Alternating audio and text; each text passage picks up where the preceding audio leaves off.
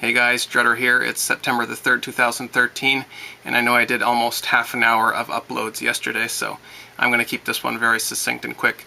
But the Mint just updated, and we have 675,000 Eagles sold so far this month. Of course, they just opened today. They were closed on Sunday and Monday, but that is August's numbers. So we don't have any data really to go on for September. We can't extrapolate that out and calculate what September is going to look like. But as you can see, we've been around 3 or 4 million all year, so I think it's probably going to be somewhere around 3 or 4 million. And as you can see, the total for the year now is 33.8 million. Here's my graph that charts demand for Silver Eagles over the past 14 years, starting in 2000. On the right in the different color is 67%, or 2/3 of 2013. That's that 33.8 million I just mentioned. And as you can see, we have just passed 2012's entire year total, and the next time they update, even if they only had a tiny amount, they are going to surpass that 2010 yearly total. And that leaves us dangerously close to surpassing 2011, the all-time best year for Silver Eagle sales. We're still on track for about 45 million. That's a conservative total. At the current pace, we are likely to reach that 47 million total that I've been talking about for the past several months. There's the 5-hourly silver chart, and as you can see, we're just above 24 bucks right now, exactly where we've been for approximately 2 weeks when we first hit that $24 level. And zoom out to the daily chart. There you go. That shows that $24. It looks like we're kind of consolidating there. It actually hit 25, and it said no, it went down to 23. Now we're sitting at 24 again, so we still could be in that trend, although it does look a little bit more toppy here than it did on the way up. It does look like if we can't get up above 25 and stay above, that might be the end of the rally. But of course, it's not really driven by the chart. It's driven not by supply and demand either, but by what's going on and who wants it to go where. I think stuff going on in Syria, as well as the economic environment in India, is going to be determining things on this chart for a little while. If you admit to having smoked marijuana at some point in the past, U.S. border agents can refuse to let you in. We're not talking about a conviction for possession or trafficking, but simply having smoked pot at some point. Jess Goldstein was headed to a music festival in Washington State over the long weekend. When she pulled up to the U.S. border, she was asked the usual citizenship questions. Then she asked, has anyone ever used any drugs? And I was like, oh, well, I've smoked pot before. For 3 hours, she was interrogated and had her car searched.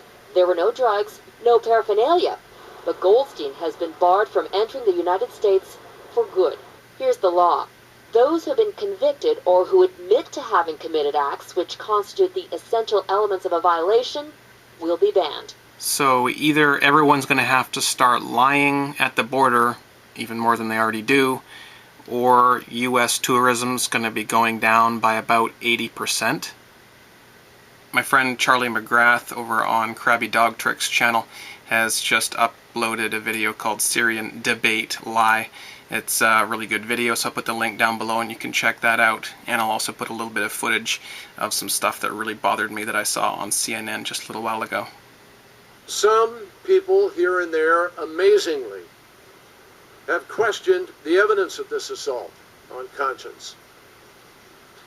I repeat here again today that only the most willful desire to avoid reality can assert that this did not occur as described, or that the regime did not do it. It did happen, and the Assad regime did it. And as we debate and the world watches, as you decide and the world wonders, not whether Assad's regime executed the worst chemical weapons attack of the 21st century. That fact, I think, is now beyond question. The world wonders whether the United States of America will consent, through silence, to standing aside while this kind of brutality is allowed to happen without consequence. From CNN, John Kerry. This isn't Iraq. We've got the proof. Top U.S. officials face tough questions from senators about plans for military strikes as House leaders lined up behind Obama's call to punish Syria. Secretary of State John Kerry, Defense Secretary Chuck Hagel, and General Martin Dempsey, the chairman of the Joint Chiefs of Staff, appeared before the Senate Foreign Relations Committee as the Obama administration lobbied Congress to authorize military action against Syria. Kerry reassured committee members that the intelligence linking Syrian government forces to the August 21st attack was solid. We are especially sensitive, Chuck and I, to never again asking any member of Congress to take a vote on faulty intelligence. And that is why our intelligence community has scrubbed and re-scrubbed the evidence. We have declassified unprecedented amounts of information. Where is it? And we ask the American people and the rest of the world to judge that information. Obama has said that he has the authority to conduct military strikes even without congressional approval. John Boehner and Nancy Pelosi, that bitch, have already gotten behind Obama, saying they endorse an attack on Syria. No vote is scheduled before Congress returns from summer vacation next week. Weapons inspectors from the UN are analyzing samples taken from the scene last week, but the results aren't expected to assign blame.